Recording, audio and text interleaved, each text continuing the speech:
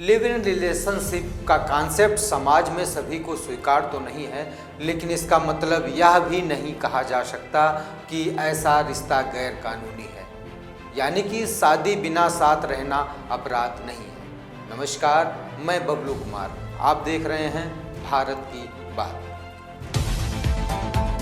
मैं जो बात कह रहा हूँ या मेरा स्वयं का नहीं, बल्कि इलाहाबाद हाई कोर्ट के एक महत्वपूर्ण फैसले को भी दर्शाती है, जिसमें दो वयस्कों की अगर अपनी मर्जी है और एक दूसरे के साथ रहना चाहते हैं तो यह अपराध नहीं है।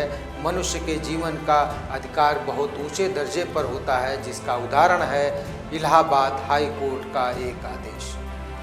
कोर्ट के अनुसार संविधान का अनुच्छेद 21 हर नागरिक को अपनी पसंद से जीवन जीने और व्यक्तिगत स्वतंत्रता का अधिकार देता है। इसमें अपनी पसंद के साथी के साथ रहना भी शामिल है।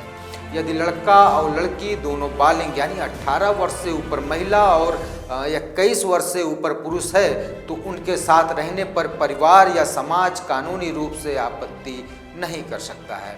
कई फैसलों में कोर्ट ने पुलिस को निर्देश दिया है कि लिव इन रिलेशनशिप वाले जोड़े को उनके परिवार या किसी और से जान का खतरा हो तो उन्हें सुरक्षा भी प्रदान की जाए, क्योंकि भारतीय कानून डोमेस्टिक वायलेंस एक्ट 2005 के तहत लिव इन में रहने वाली महिलाओं को भी वही सुरक्षा प्राप्त है जो एक विवाहित महिला को मिलती है। कोई रिश्ता सामाजिक रूप से अनैतिक माना जा सकता है, लेकिन अगर वह कानून के दायरे में है तो उसे अवैध नहीं कहा जा सकता। कानून दो व्यक्तियों की आपसी सहमति और उनकी आज़ादी को प्राथमिकता देता है। इसके तहत ही, जैसा कि पहले ही बताया, कि यदि किसी जोड़े को उनके परिवार या रिश्तेदार से जान का खतरा है तो वे हाई कोर्ट जाकर सुरक्षा यानी प्रोटेक्शन की मांग कर सकते हैं, क्योंकि आपत्ति करने और उनके शांतिपूर्ण जीवन में बाधा डालने का अधिकार किसी को नहीं है। कोर्ट पुलिस को उन्हें सुरक्षा देने का आदेश देता है, क्योंकि संविधान के तहत हर नागरिक के जीवन और स्वतंत्रता की रक्षा राज्य का कर्तव्य होता है। ऐसे मामलों में यह भी समझना जरूरी है कि जब दोनों में से कोई पहले से ही शादीशुदा पाया जाता है, यानी कि यदि कोई शादीशुदा होकर किसी और के साथ लिव इन रिलेशनशिप में रहता है तो कोर्ट उन्हें अक्सर सुरक्षा देने से इनकार कर देता है, क्योंकि शादी के बाद लिव इन रिलेशनशिप को अवैध माना जाता है।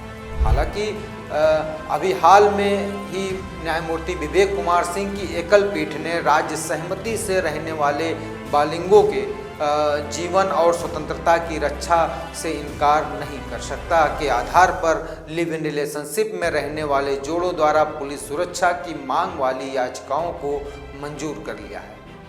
लेकिन वहीं कोर्ट की एक अन्य पीठ ने राज्य केस में ऐसे रिश्तों को सामाजिक समस्या बताते हुए लिव इन रिलेशनशिप में साथ रहने वाले जोड़ों को सुरक्षा देने से इनकार कर दिया, क्योंकि सरकारी वकील ने याचिकाओं का विरोध करते हुए दलील दी कि Bharatiya Samaj live in relationship को शादी के विकल्प के तौर पर स्वीकार नहीं कर सकता। ऐसा करने वाले जोड़ों को सुरक्षा देना राज्य पर यह गैर कानूनी दायित्व डाल देना होगा कि ऐसे निजी फैसलों की रक्षा करे जो सामाजिक ताने बाने को कमजोर करते हैं। आज स्पष्ट आशंकाओं के आधार पर बिना शादी साथ रहने वालों को सुरक्षा देने के लिए पुलिस को मजबूर नहीं किया जा सकता।